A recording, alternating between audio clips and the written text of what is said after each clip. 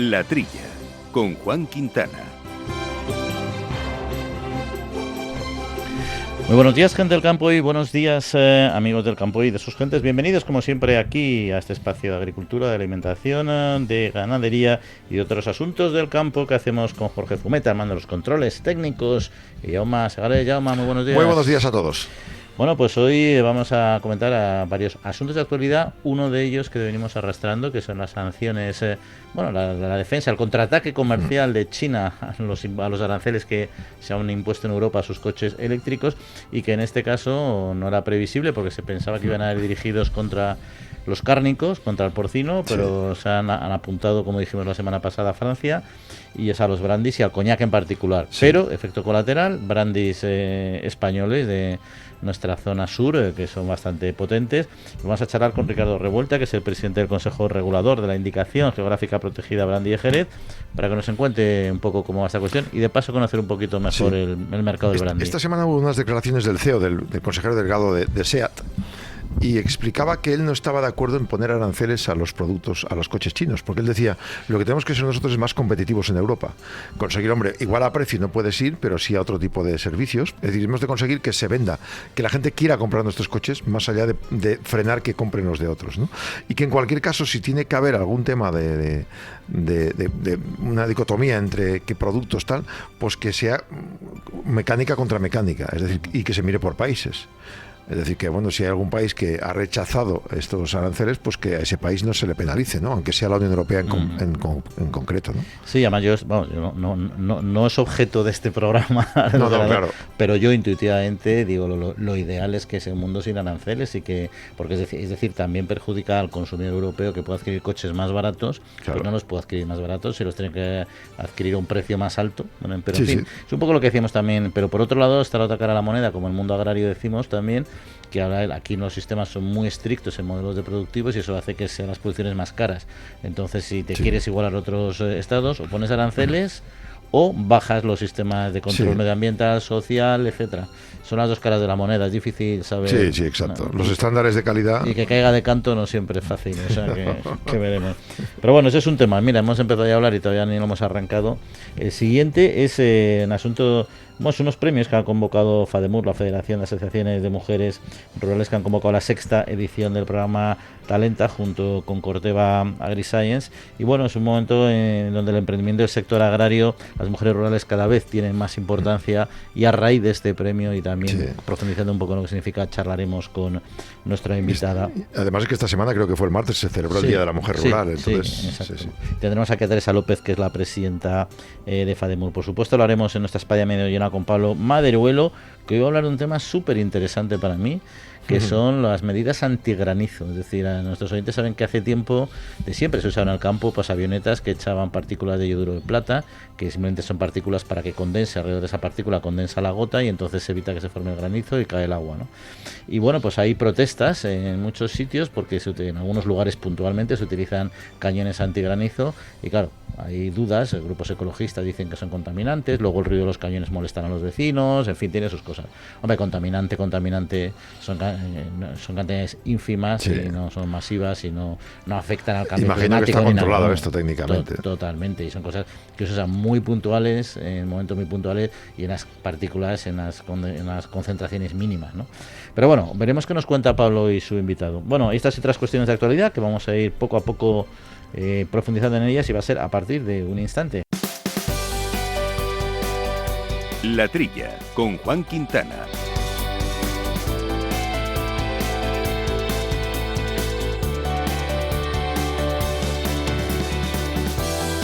Bueno, Yoma, pues comenzamos en temas de actualidad y vamos a los comentarios, a la valoración que ha hecho el ministro de Agricultura, Pesca y Alimentación, Luis Planas, que ha calificado como un éxito rotundo el primer año de aplicación de la política agraria común del 2023-2027. No sé si los agricultores y ganaderos piensan igual. La feria va según la ve cada uno. Voy a contar lo que dice el ministro y lo que dicen los otros expertos, ¿no? Uno, explica que han actualizado el día 13 de octubre los datos y se han abonado 4.800 millones, 34 más que la misma fecha anterior que el año pasado. Bueno, dice que ha sido positivo que un 50% de los beneficiarios de las ayudas hayan recibido más dinero que el año pasado, un 22% la misma cantidad, y te añado, por tanto hay un 28% de los agricultores que han cobrado menos que otros años. 2. En el año 23 se redujo el número de solicitantes de ayudas un casi 4%, 622.000. Se mantuvo una superficie declarada de 22,2 millones de hectáreas. Este año se ha reducido a 598.000, es decir, he calculado un 3,5% menos. Pero dice que la superficie apenas ha descendido una décima. Que yo sepa, una décima es un 10%. Si se ha reducido los perceptores un 3%, eso significa que se ha reducido más superficie que perceptores, aunque él solapadamente ha mentido una vez más, como muchas veces el gobierno en sus datos. Es decir, se ha reducido apenas un 10% la superficie beneficiada y se ha reducido un 3,5% los que lo han cobrado. Por tanto, se ha reducido más superficie que... Se ha reducido más superficie. Lo normal en la economía agraria que tenemos es que haya cada vez de menos titulares y más superficie. En superficie similar, porque claro. Lo que hay es concentración. Ni siquiera más, claro, pero tampoco... Pero en el Congreso dijo algo, dejó caer como que es decir, la superficie prácticamente es la misma, ¿no? Es menos, o sea, porcentualmente menos superficie que los que la han... Y aún así, califica de éxito el tema, dice que hasta el 87% de la superficie total declarada ha recibido una parte de la aplicación de los que les correspondía, ¿no? Bueno, vamos a los otros que ven la fiesta de otra manera. El Partido Popular, faltan recursos, dice que calculan 5.000 millones de menos de lo que haría falta, números rojos. Vox, el 40% de esta política está condicionada a requisitos medioambientales radicales y burocracia. Sumar ha manifestado el fracaso por una concentración de ayudas en pocas manos. En el grupo de Esquerra Republicana, una oportunidad de oro perdida para muscular el sector agrario, que sufre mucho. Junts per Catalunya también dice que esta política tiene un enorme problema burocrático y genera desánimo. El PNV lo mismo, la aplicación del día a día tiene mucha controversia, mucha complejidad, y en general incluso los gallegos, el grupo mixto, han dicho que esta PAC no se adapta, por ejemplo, a las características de los minifundios de la región. O sea, ya sé que son políticos, pero solo los del PSOE han dicho que está bien. Claro, a ver, yendo por partes, lo que me parece un exceso es lo que ha dicho el ministro. Yo defiendo que este es un ministro que conoce bien el sector, sí, y que es un buen negociador, y lo ha peleado bien en Europa, y lo pelea. Eso no quiere decir que no haya hecho las cosas del todo bien. Hay cosas que ha hecho bien y otras cosas que son manifiestamente mejorables. Pero sobre todo lo que no tiene sentido es apuntarse el éxito de la política europea cuando es una política europea. Es decir, parece que los éxitos que él defiende es que los ha conseguido su gobierno. No. Su gobierno es uno más entre los entre gobiernos que tenemos en Europa, y lo que está aplicando es una política. ¿Que ha hecho bien, por ejemplo, el pelear por adelantar determinados pagos para que haya liquidez en las explotaciones? Pues sí, pero la política en su conjunto, aunque tengas un plan estratégico a nivel español, es una política europea. Luego, la mejor política europea agraria de la historia, en éxito rotundo, bueno, pues aplaudamos a la Comisión, me parece fenomenal. Sí, aplaudamos todos, entre nosotros. Pero bueno, y dicho otra cuestión, él ha alabado mucho el éxito de los ecoregímenes, que a mí es lo que más me ha sorprendido, porque es que es algo que ha sido clave en esta etapa, que va a ser clave, y que el sector está totalmente en contra. O sea, los ecoregímenes han sido complejos. Claro que se apunta mucha gente a los ecoregímenes, porque si no, no reciben la ayuda. Claro. Pero al final les ha faltado la simplificación. Los ecoregímenes han sido complicadísimos y muy difíciles de entender. Les ha faltado adaptar los ecoregímenes a los territorios, a los distintos tipos de explotaciones, y sobre todo les ha faltado adaptar lo que son los controles en frontera, porque cuando tú exiges más condicionantes medioambientales, luego como poco controlan frontera para que los países donde no se cumplen no entren fraudulentamente o sin cumplir unos mínimos que sean más o menos estándares. Que solo entren los que cumplan esos estándares. Que sean en unos estándares similares. Claro. Bueno, esa es una cuestión, y luego está también el tema de las intervenciones sectoriales de la PAC en frutas, hortalizas, sector vitivinícola y apícola, que el gobierno también las está modificando. Las quieren simplificar, flexibilizar en 43 medidas de apoyo, otorgan mayor seguridad jurídica a los agricultores y operadores. En particular, incorporan nuevas acciones para reequilibrar el mercado en algunas producciones y actualizan los importes de las ayudas. Bueno, se reduce la carga administrativa en este aspecto. En el sector vitivinícola se alinean conceptos de terminología de la Comisión Europea y se refuerza la coherencia entre intervenciones. En el apícola, pues se adapta el marco legal al libro de registro de colmenas y se incorporan directrices para el pago de determinados gastos. Y también algunos más, como estábamos hablando de la carga administrativa para en general todos los sectores, y también efectivamente los de hortalizas. Ujú. De todos modos, esto es un asunto que también trajo cola, no porque no hayan hecho bien en plantear, o sea, que no haya hecho bien el gobierno en plantear una serie de medidas y adaptar, etcétera, pero el problema es que ha habido poquísimo consenso. Es decir, Sí. hay 43, se han quedado muchísimas de ellas fuera. Sí. Por ejemplo, la de lo que decíamos antes, el adecuado control en frontera, la simplificación de los regímenes, es decir, hay cuestiones que han quedado fuera. Es difícil llegar a una solución donde tengas absolutamente todo incluido, para empezar, porque presupuestariamente no puedes hacer todo lo que uno quiere hacer. Pero, insisto, en este caso el sector no está alineado 100%. Una cosa es que esté de acuerdo con varias de las cuestiones que aquí se plantean, pero sigue en desacuerdo con que faltan algunas. Sí. Bien, son algunas de las cosas. Luego hay el ministro habló de descartar el arranque de viñedo y uniones de agricultores y de ganaderos también. Que esta semana el ministro ha estado sembrado. Y bueno, destacan que hay un momento de crisis del sector, hay un malestar porque el ministro descarte opciones a priori. Las administraciones efectuaron malas prácticas imponiendo el arranque de variedades blancas por sustituirlas por tintas y ahora se dan cuenta que muchos están volviendo a reimplantar las blancas, que está costando mucho más. Y consideran necesario que el Ministerio convoque de urgencia la conferencia sectorial, que se sepa la demanda y los que hay que arrancar. Y dice, si Francia se plantea arrancar 100.000 hectáreas, pone a disposición del sector 120 millones de euros y ha fijado importes de ayudas hasta 4.000 euros hectárea para reequilibrar el sector. Pues lo mismo hay que hacer en España. Si hace falta cortar, que vayan a por el dinero y que ayuden a los que necesiten arrancar esas vides. Bueno, ahí no estoy de acuerdo. No estoy de acuerdo con Unión de Uniones, porque al final lo que haga Francia no es una referencia. Francia lleva unos años con una crisis en el sector del vino importante. España, claro que ha pasado unos años malos también, pero por otras cuestiones completamente distintas, no tan estructurales, sino por cuestiones de sequía, y cuando ha llovido en determinados casos por cuestiones de hongos, etcétera. Pero lo que no podemos es decir, si Francia lo hace, nosotros lo tenemos que hacer también. Ya, claro. Sí que tienes razón en que esos cambios, esas orientaciones varietales, tienen que basarse en estudios técnicos y científicos que justifiquen, y de mercado, que justifiquen ese cambio. Ahí sí, ahí, bueno, pues que el ministro, si los tiene, lo explique y lo aclare bien, porque entonces ha faltado comunicación. Sí. Pero a mí el modelo, porque lo hacen los franceses, nosotros también, vamos, me chirría totalmente. En fin, oye, pues si te parece, vamos a cambiar de tercio y hablar de una cuestión muy de actualidad, que es la innovación y el emprendimiento en el mundo rural, en concreto, en este caso, de las mujeres.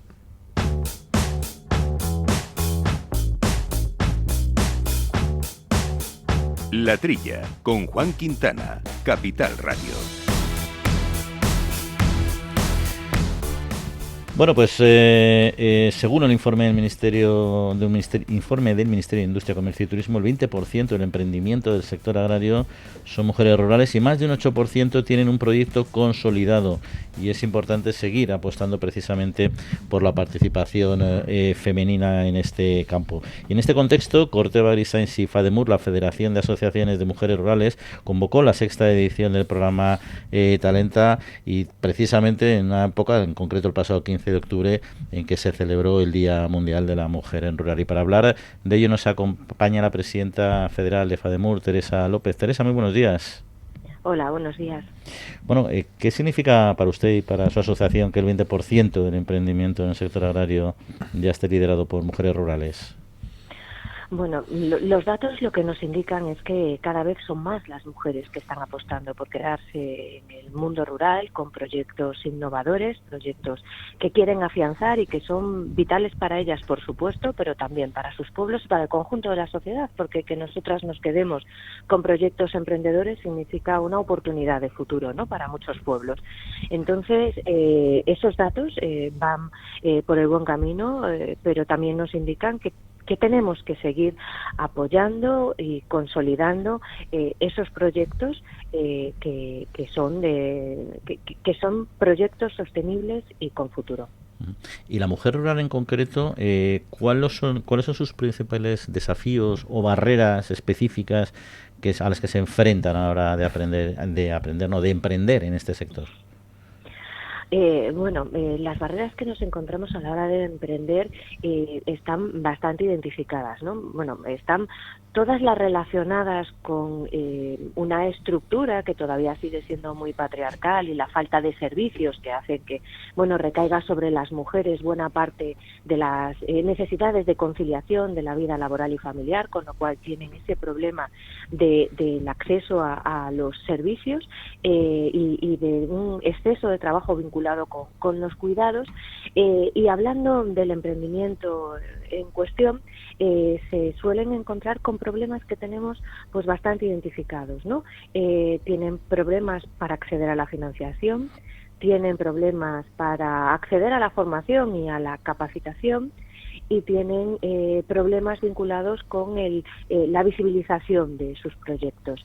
Y esas son las tres patas o los tres objetivos que tiene precisamente el programa Talenta. Tratamos de identificar proyectos viables, sostenibles, que necesitan ese impulso, que se integran en Ruraltivity, que es la lanzadera de emprendedoras de FADEMUR, y que a través de esta plataforma pues encuentran una red de mujeres emprendedoras, se aporta todo ese asesoramiento, acompañamiento, capacitación, y por supuesto hacemos un esfuerzo importante con la visibilización de sus negocios y de sus producciones para lograr llegar a este mercado cada vez más global, ¿verdad?, en el que colocar sus productos. ¿Estos proyectos son la mayoría de algo de más I más D, de investigación, o puede haber de todo tipo, o qué es lo que más suele gustar o el que más suele implementar? Bueno, las mujeres en el mundo rural emprenden absolutamente en todos los sectores. Con el programa Talenta tratamos de impulsar proyectos vinculados con el sector agroalimentario en todos los ámbitos, desde proyectos novedosos en el que hay una parte de innovación importante, por ejemplo la ganadora del año pasado, que tenía un proyecto muy innovador, sí, vinculado con el aprovechamiento, ¿no?, de todos los alimentos, de esos que se descartan por cuestiones estéticas y que bueno, pues los deshidrataba, los convertía en polvo y los vuelve a poner en el mercado de una manera novedosa y que está recibiendo una gran aceptación, por ejemplo. Y luego hay emprendimientos pues de todo tipo, muy vinculados, insisto, a esas producciones de calidad que se quieren diferenciar, que aportan ese plus de sostenibilidad, de vínculo con el territorio, de recuperación de sabores en ocasiones que creíamos olvidados, y bueno, de puesta en valor de esos sabores casi perdidos, en muchas ocasiones con técnicas muy modernas. Uh-huh. Y si una persona que nos está escuchando y tiene un proyecto y quiere participar y presentarse, ¿cómo tiene que hacerlo? ¿Dónde puede encontrar la información? ¿Qué plazos tiene? Bueno, pues toda la información la puede encontrar en la web del programa Talenta, que es www.programatalenta.es, o escribiendo directamente a Ruraltivity, al correo electrónico info@ruraltivity.com. El plazo de presentación de candidaturas está abierto, lo abrimos el día 16 de octubre, va a estar abierto hasta el 31 de enero. En la página web están las bases, es muy sencillo, y yo de verdad quiero animar a todas las emprendedoras del sector agroalimentario a que participen, que nos cuenten sus proyectos y que bueno, pues a lo mejor pues están entre las 3 finalistas que van a recibir todo ese impulso. Una cuestión, por lo que veo datos del Ministerio de Industria, como decía Juan, el 20% de emprendimiento agrario es mujer rural y más del 8% tiene el proyecto consolidado. ¿Cómo podemos considerar que un proyecto sea consolidado? ¿Por un tiempo concreto? ¿Por una producción concreta? Normalmente la referencia que se utiliza son los datos del proyecto, la viabilidad, la sostenibilidad en las 3 patas, ¿no? La medioambiental, la social y por supuesto la económica. Esos proyectos que ya alcanzan esa sostenibilidad económica, que caminan solos, son los que se consideran proyectos consolidados. Imagino que el otro 92% está ahí detrás también intentando consolidarse. Habrá algunos que no pueden, pero la mayoría en el futuro esperamos que se consoliden, ¿no?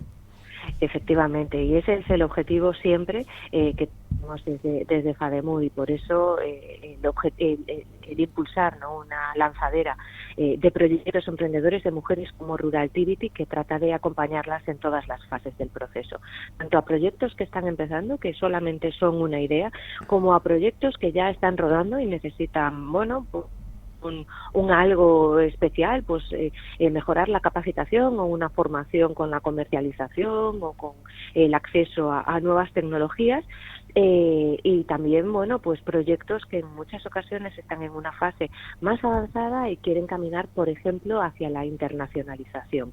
En todas esas fases les acompañamos y en todas esas fases encontramos pues multitud de proyectos tremendamente interesantes, imaginativos, de mujeres que detectan en el territorio pues esas posibilidades de negocio.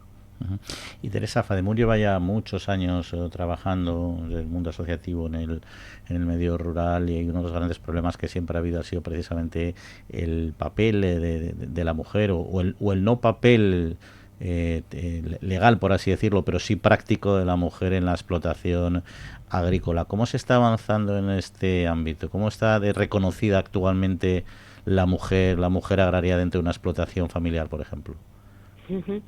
Pues, como bien decías, llevamos muchos años trabajando. Acabamos de celebrar nuestro 20 aniversario y hemos aprovechado para hacer, bueno, pues memoria, ¿no?, de cómo estábamos en el 2004 cuando empezábamos a caminar y cómo estamos ahora. Y la verdad es que hemos dado pasos significativos en cuanto a visibilización del trabajo y a concienciación, ¿no?, del conjunto de la sociedad también sobre la importancia del papel de las mujeres en el medio rural y el papel de la agricultura familiar y de las mujeres dentro de la agricultura familiar.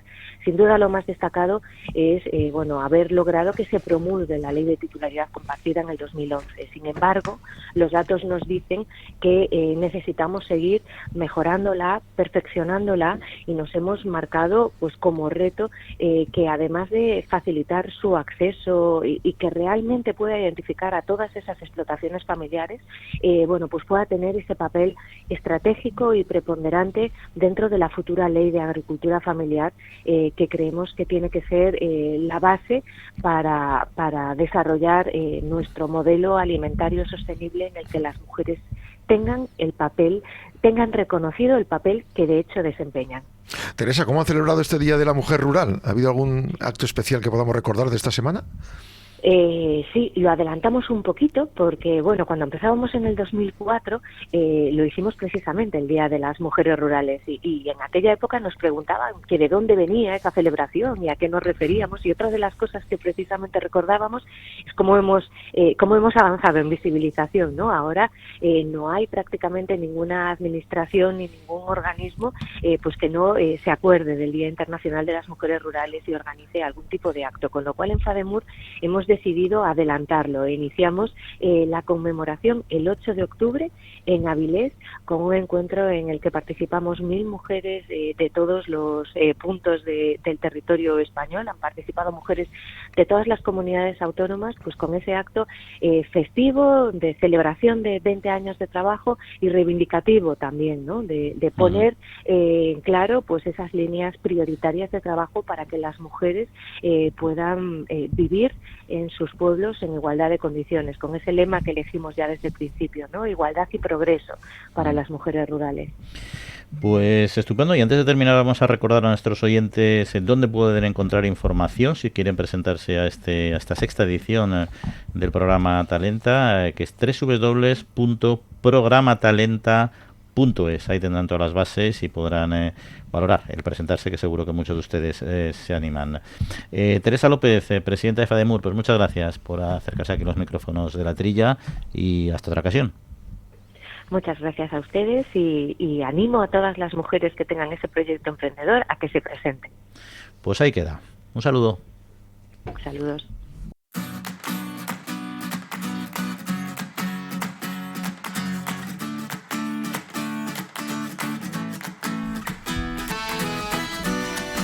Bueno, pues continuamos con asuntos de la actualidad. Jaume, vamos a hablar del sector del gran consumo, porque el 60% de sus empresas tiene buenas perspectivas para la campaña navideña de este año. Al menos así lo hizo una encuesta realizada por la Asociación de Empresas de Fabricantes y Distribuidores de AECOC.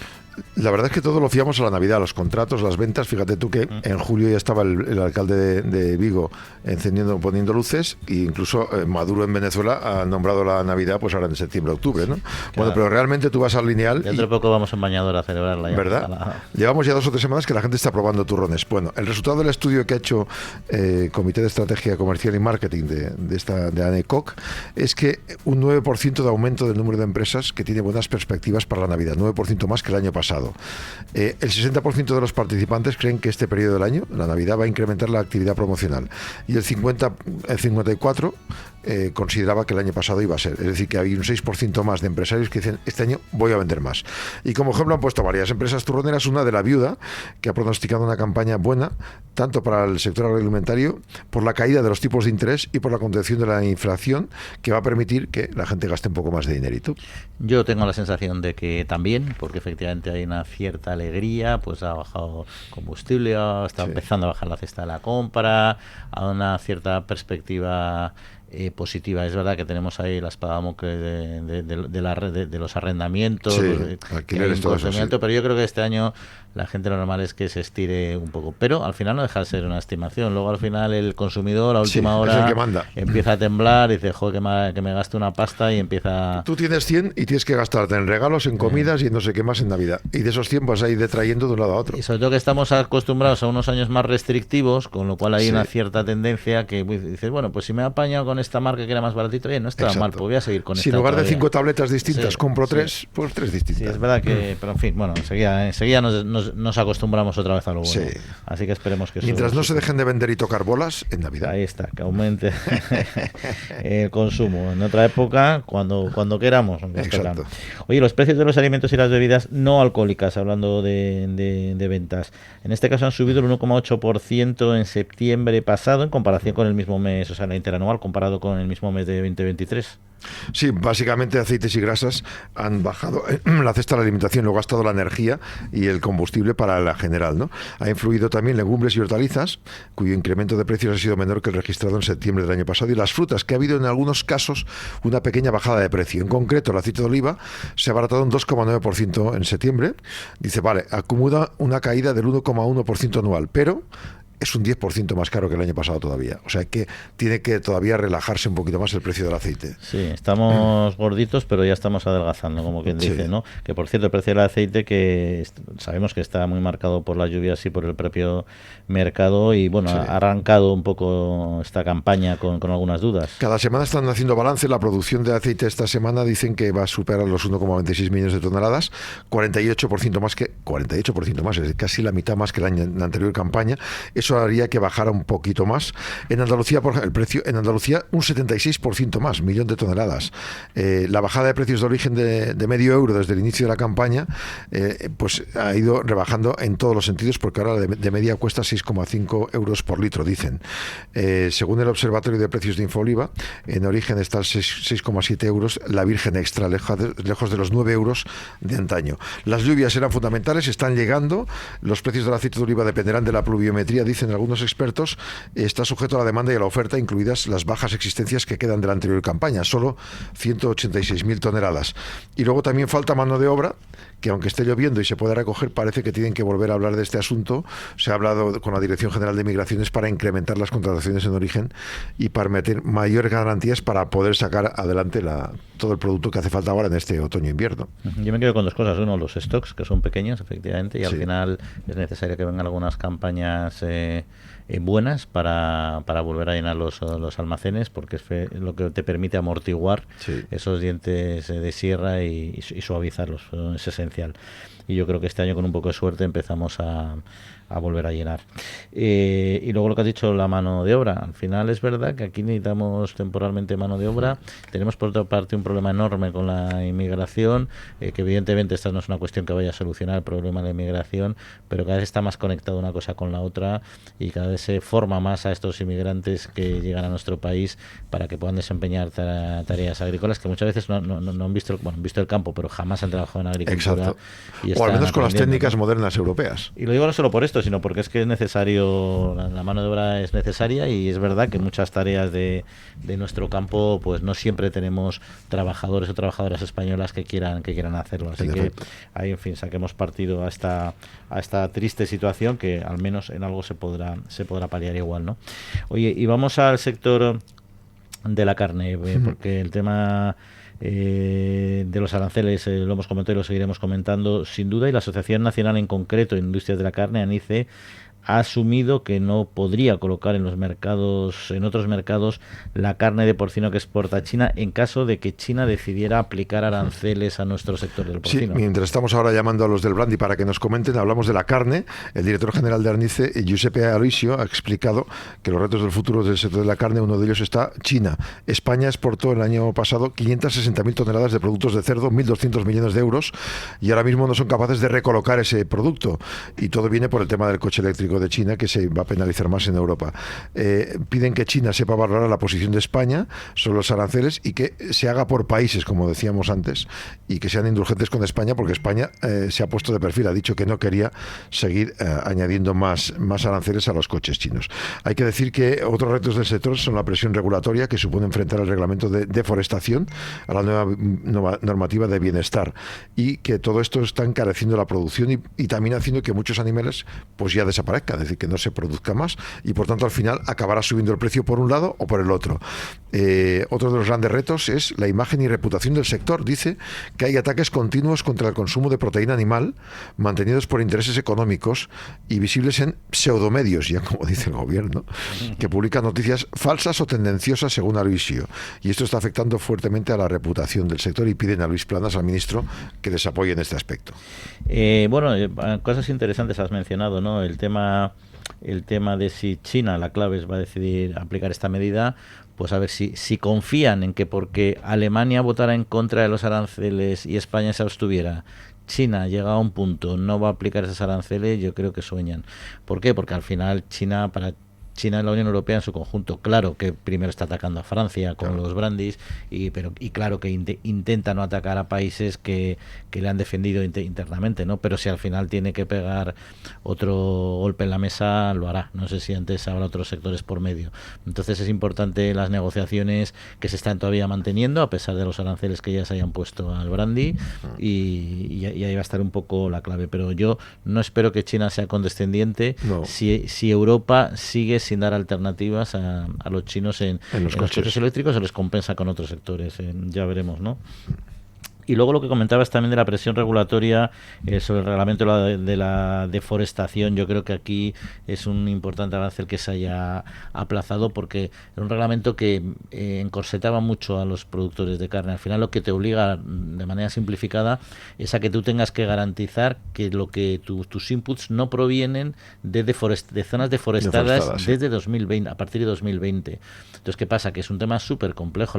Tú imagínate la ganadería que se alimenta de soja, tienes que tener la trazabilidad detallada para saber que la soja que compran las industrias del pienso y que luego va al ganadero, el sector de la industria del pienso tiene el mismo problema, está cultivada en zonas no deforestadas previas a 2020. Entonces, claro, es un tema complejísimo. Poner eso en marcha era súper difícil y va a ser un coste tremendo. Veremos si va a ser un coste o no, pero al menos se ha dado más tiempo para planificarlo de manera adecuada. Y por supuesto lo que has mencionado de los retos, o sea, el ataque a la reputación del sector, es cierto, eso es un tema con el que tienen que convivir, como les pasa a muchos sectores, el del alcohol y otros muchos, que bueno, pues el tema de salud es prioritario, y ahí hay posiciones de la ciencia en determinados temas que no dicen que la carne y el porcino sea malo, pero sí dicen que hay que tener una alimentación equilibrada, y ahí los fanáticos aprovechan para decir, elimina la carne de la dieta, que tampoco, que evidentemente no es eso. Bueno, pues si te parece, Jaume, vamos a cambiar de tercio y vamos precisamente a hablar de estas cuestiones de aranceles, pero en el caso del brandy más en concreto.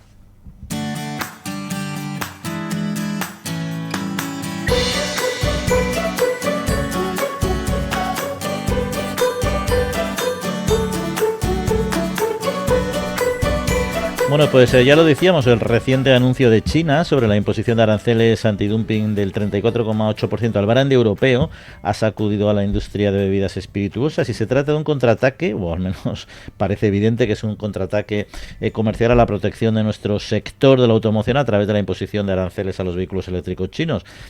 Por lo que es una medida que ha pillado por sorpresa a este sector, pero quizás solo hasta cierto punto. Hay que recordar que China es el segundo mercado de exportación para las bebidas espirituosas de la Unión Europea, con un valor de unos 800 millones de euros en 2023, y el 90% de los cuales eran brandy, principalmente coñac. Luego Francia claramente era el objetivo de esta medida. Una medida que va a impactar en todo caso, especialmente en los productores franceses, pero también en los españoles. Pues vamos a saludar a Ricardo Revuelta, presidente del Consejo Regulador de la Indicación Geográfica Protegida Brandy de Jerez. Don Ricardo, muy buenos días. Buenos días. Bueno, se ha hablado en esta cuestión que mencionábamos anteriormente de estos aranceles de China, se ha hablado mucho también en Europa en general del impacto en el sector francés, pues bueno, es una especie de medida aparentemente especialmente dirigida contra Francia, ¿no? Pero ¿cómo ha reaccionado en concreto el sector español y en particular su bodega ante la imposición de estos aranceles por parte de China al brandy europeo? Sí, pues como dice usted, sí, esto afecta mucho más al coñac, sobre todo, que China es el primer mercado para el coñac. Para nosotros no es el primer mercado, no es un mercado muy importante, pero por supuesto que nos preocupan todas estas trabas arancelarias. Y nos preocupa especialmente que siempre parece que estamos pagando los platos rotos el sector agroalimentario sobre algo que realmente no nos concierne. Esto es una represalia, como ustedes saben, por el tema de los coches eléctricos, en los aranceles que ha puesto Europa a los coches eléctricos chinos. Y bueno, siempre pagamos el plato el sector agroalimentario. Acuérdese del año pasado, hace 2 años, en Estados Unidos con la aceituna. Ahora es en China con las bebidas espirituosas a partir de brandy y el sector porcino. Siempre estamos pagando platos rotos de una industria que no tiene nada que ver con nosotros. Pero en fin, eso es lo que hay y por supuesto estamos preocupados porque para el brandy de Jerez no es un mercado ahora mismo muy importante de exportación. El mercado más importante para el brandy de Jerez es Filipinas, pero nos preocupan todas estas trabas comerciales y todo traba al libre comercio, sin duda. Presidente, más o menos, ¿qué cantidad se suele vender a China? Ya sé que no es fácil decirlo, pero para que nos hagamos una estimación, una idea. Bueno, nosotros a China estamos vendiendo como unas 50.000 botellas ahora mismo de un brandy de Solera Gran Reserva, o sea, de un brandy premium con un buen margen, o sea que puede afectar. Y seguirán, seguirán, o sea, con esos aranceles que son muy altos, ¿seguirán pudiendo entrar en este mercado o ese mercado va a ser ocupado por otros exportadores? Bueno, otros importadores difícil, porque Coñac va a sufrir también igual que nosotros. Lo que va es sin duda a bajar el volumen. Hombre, yo tengo la esperanza, se sigue negociando, está negociando todavía la Unión Europea y las autoridades chinas se siguen negociando y yo espero que se llegue a una solución de compromiso. Eso espero, pero sin duda pues no es buena noticia. Siendo premium, ¿hay alguna posibilidad de asumir parte de, hombre, no sé si será un 30% de aranceles, pero si el arancel no fuera muy alto, que una parte se pudiera asumir? Es decir, reducir un poco si se puede, el margen de ganancias para seguir marcando ese territorio. Bueno, eso ya un poco depende de cada empresa, de la política que tenga cada empresa. Yo particularmente pienso que lo último que se debe de tocar son los márgenes. Si empiezas a bajar el precio, o no el precio, sino el margen, pues eso no es bueno, eso no es bueno. Hay que mantenerse firmes, mantener los márgenes para poder seguir invirtiendo y poder seguir sembrando y creciendo en ese mercado. Yo no sé, esta es estrategia de cada empresa, como digo, pero no es recomendable. Y don Ricardo, ya para entender un poquito mejor, aprovechando el mercado del brandy, que lo conozcan mejor nuestros oyentes, en su bodega, por ejemplo, ¿qué proporción va para consumo interno en España y cuál está ya ocupando mercados exteriores. Nos había mencionado Filipinas como principal destino, pero supongo que habrá otros, ¿no? Sí, sí, sí. Actualmente está prácticamente igual en porcentaje el mercado nacional que el mercado exterior. Quizá el exterior está incluso un poquito superior al mercado nacional. Estamos hablando de 1 millón de cajas, que son 10 millones de botellas, 5 millones en el mercado nacional y unos 5,5 o 6 millones de botellas en el mercado exterior.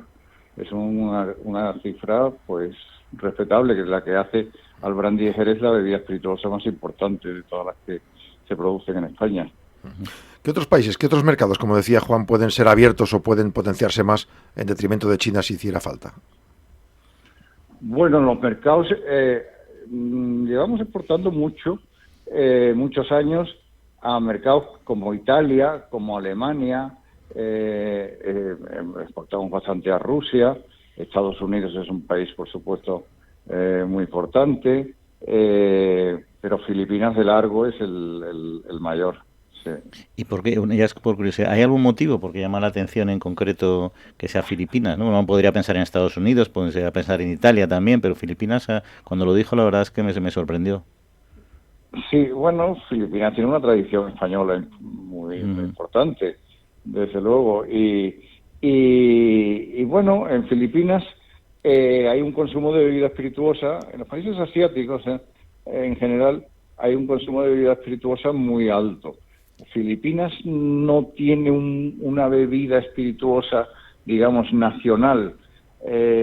Ahí se vende mucho ron y mucha ginebra, pero mucho brandy. Y tienen un brandy, ellos también tienen un brandy hecho en Filipinas, pero que no es de uva, porque allí no tienen viñas. De hecho, tienen la marca más importante de brandy del mundo, que es el brandy Emperador, que vende 30 millones de cajas en Filipinas. ¿Y sin uva lo hacen? ¿Perdón? ¿Y sin uva? Sin uva. Para llamarse brandy en Filipinas, esto es algo que hemos luchado por ello, tiene que tener un mínimo, un 30% de alcohol de vino, y eso lo importan de España. O sea que para mezclarlo con sus alcoholes que no son de vino en Filipinas. Curioso. Y hablando del consumo, yo recuerdo cuando era más joven, bueno, cuando era joven, porque ya no lo soy, sí, que era muy habitual, veía mucho en las sobremesas, la copa de brandy, etcétera, pero ahora, una percepción totalmente personal, lo veo menos. ¿Está decayendo el consumo de brandy en general en España en las últimas décadas o cómo está evolucionando? Sí, ha caído, la verdad. La verdad es que sí, que ha caído bastante, porque, bueno, cambio de hábitos, ya pues ya no hay tanta sobremesa como había antes, pero todavía, bueno, como digo, pues todavía el brandy, el brandy pues sigue muy presente, tiene unos consumidores muy fieles, el brandy tiene unos consumidores muy fieles a su marca, y bueno, tenemos que, por supuesto, conseguir nuevos consumidores que yo creo que van llegando de forma natural, porque bueno, el gusto va evolucionando también. Yo recuerdo de joven, yo tampoco soy tan joven, pues tomaba todo tipo de cosas, y ahora, bueno, pues yo prefiero tomarme una copa de brandy después de una comida en vez de tomarme, no sé, lo que sea, ¿no? Sí. Yo creo que los consumidores llegan de forma natural, tampoco hay que obsesionarse pensando en bueno, pues estas marcas globales que hay ahora con los otros espirituosos que están controlados por marcas, por multinacionales, que están más enfocados en la noche, en el trago largo. Yo creo que no hay que obsesionarse con eso. Yo creo que tenemos unos consumidores muy fieles. Es una bebida estupenda y los consumidores van llegando.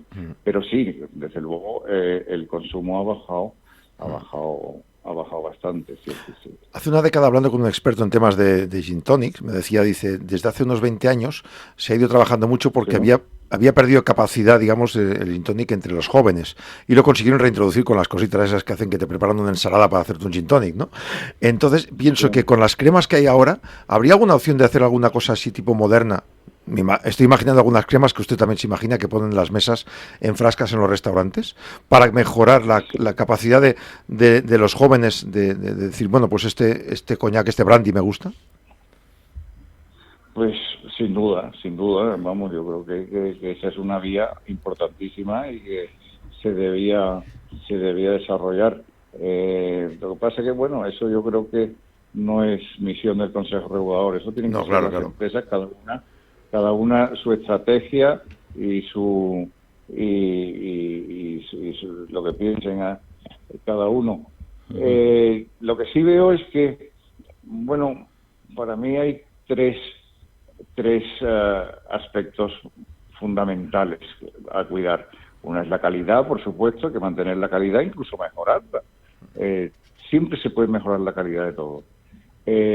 Segundo es el margen, y hay que mantener el margen, porque si no, no tienes recursos para invertir y para promocionarte y para hacer cosas. Y tercero, la imagen. Hay que mejorar la imagen del producto en sí, de las presentaciones. Ahora mismo se están haciendo unas presentaciones, la verdad que muy buenas. Y se está yendo al segmento un poco más premium. En fin, yo veo que yo soy optimista y veo que se están haciendo muchas cosas y creo que tenemos un gran futuro por delante.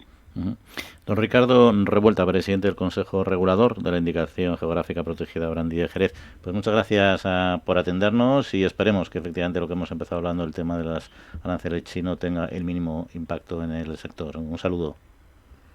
Muchas gracias y un saludo muy fuerte.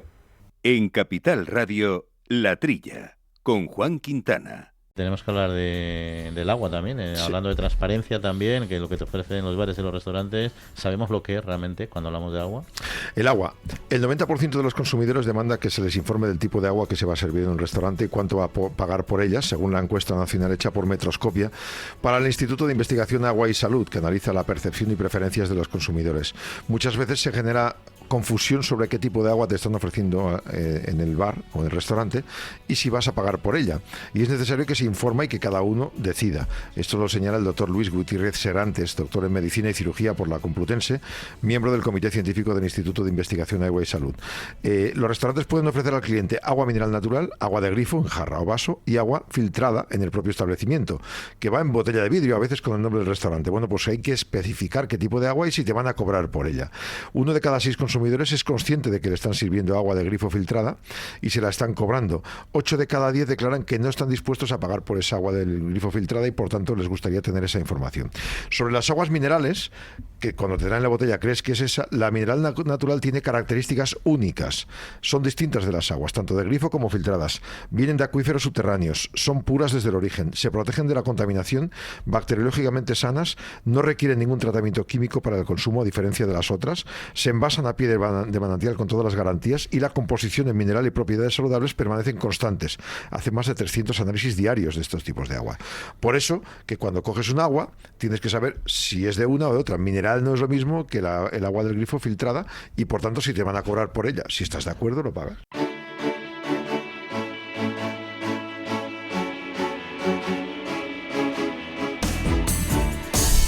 Bueno, pues entramos en nuestra sección de la España medio llena con nuestro querido amigo Pablo Maderuelo, que como ya saben se patea nuestros pueblos y nuestros campos buscando asuntos interesantes. Y uno sin duda muy curioso, que quizá ustedes no lo conozcan, pero que lleva años implantado en el campo, es el evitar el granizo, o sea, el bombardeo de las nubes para evitar el granizo y que caigan como gotas de agua, pero claro, eso genera problemas o puede generar problemas en determinadas zonas. Y esta es la cuestión precisamente que hoy va a abordar a Pablo con sus invitados. Pablo, muy buenos días.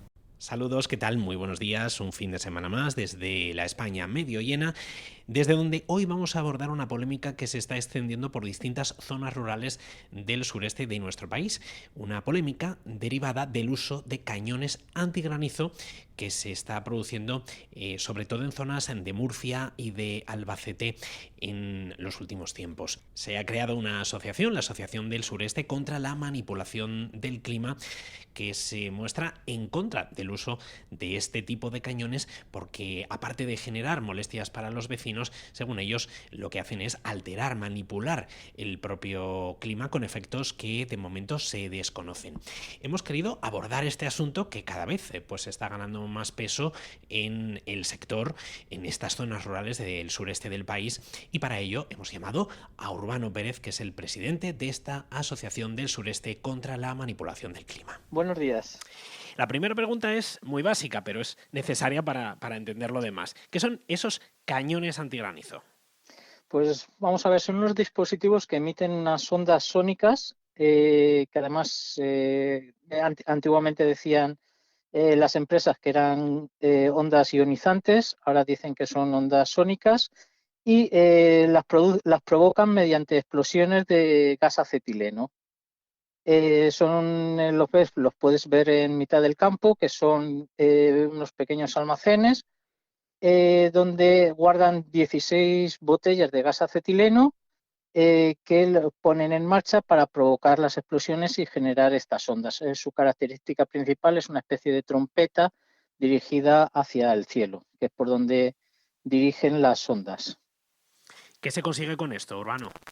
Pues eso es la gran pregunta. Según ellos, se utilizan principalmente para evitar la caída del granizo. El problema reside que precisamente ayer en Cieza, las ponen en marcha cuando van a prever de que pase alguna nube por encima.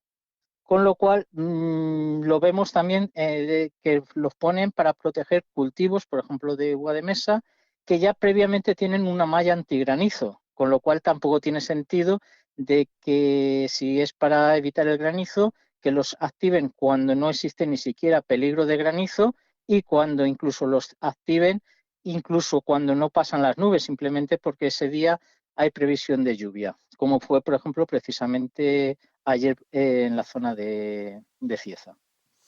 ¿En qué lugares está pasando esto? Pues desgraciadamente se están extendiendo, estamos hablando de prácticamente de todo el área de Murcia está muy extendido, pero estamos hablando también de la Confederación del Júcar y también, por ejemplo, están apareciendo en Granada, donde también se han organizado agricultores y a través de otra asociación, creo que es Agrasama, con la que estamos en contacto, con el mismo problema. Es decir, que poco a poco se va extendiendo por grandes territorios de nuestro país. Correcto. Ante esto, vosotros, Urbano, habéis decidido uniros. Sí, porque además, precisamente, según la ley de aguas, primero, para poner en marcha estos dispositivos o cualquier sistema que evite el granizo o el pedrisco, porque además así lo marca la ley, debe tener una autorización por las confederaciones hidrográficas. Hemos consultado a todas las confederaciones hidrográficas, la del Segura, concretamente acabamos de recibir la del Júcar, en el Guadalquivir también pasa lo mismo y ninguna confederación hidrográfica ha concedido dicha autorización. Estas personas que buscan estos dispositivos, Urbano, entiendo que quieren proteger, bueno, como nos decías, del granizo sus explotaciones agrícolas.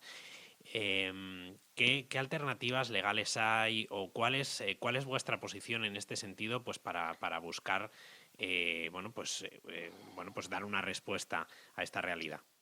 Vamos a ver, primero hay que pensar los efectos de estos dispositivos. Estos dispositivos realmente no están avalados por ninguna administración, por lo tanto, ni tampoco su funcionamiento está claro, ni sus efectos adversos. Nosotros como agricultores vemos que se ponen en marcha precisamente en cualquier atisbo de nube, con lo cual tampoco vemos que sirvan para proteger El granizo sí que vemos alteraciones, nos llaman de socios desde distintos pueblos, quejándose que desde que están puestos estos dispositivos en sus fincas colindantes o está granizando muchísimo más o se está en ausencia de lluvias. Vuelvo a repetir que son dispositivos que no están, ninguna administración marca como en un coche exacto para conducir. Aquí estamos hablando de que ninguna administración pone que está apto para evitar el granizo y ni tampoco está claro ni estudios que digan que no tiene efectos secundarios. De hecho, la Organización Mundial de Meteorología, en su último creo que junta o asamblea, recomendaban no su uso, porque estamos hablando de alteraciones que se desconocen sus efectos. Aparte de, también provocan un segundo efecto, que es el ruido. El ruido, muchas quejas de vecinos que viven junto a su lado, que ven como cada vez que llueve, en vez de poder disfrutar de esos días de lluvia que últimamente en la zona del suroeste son tan escasos, ven como están continuamente, porque provocan una explosión, una onda sónica cada 7 segundos, desde que los ponen en marcha hasta que deciden apagarlos. Entonces, claro, no están funcionando. Cuando dicen, no es para evitar el granizo, pues cuando evitar el granizo, la EMET emite unos informes, hay una previsión, pues ves además en cualquier aplicación de móvil, cuando viene una nube fuerte, serían en los 5 minutos o 10 minutos que pasa esa nube, pero no, estamos hablando de que son horas y horas y horas en pleno funcionamiento, llueva o no llueva, simplemente porque ese día hay previsión de lluvia. Urbano, pues nada, muchísimas gracias por habernos atendido y por habernos hablado de esta realidad que se extiende por muchas zonas rurales de nuestro país, zonas agrícolas en las que se está produciendo este fenómeno. Pues muchas gracias a vosotros por la atención prestada. Compañeros, en 7 días seguimos contando historias que llegan desde el medio rural de nuestro país, desde La Trilla, en la España medio llena. Hasta la semana que viene.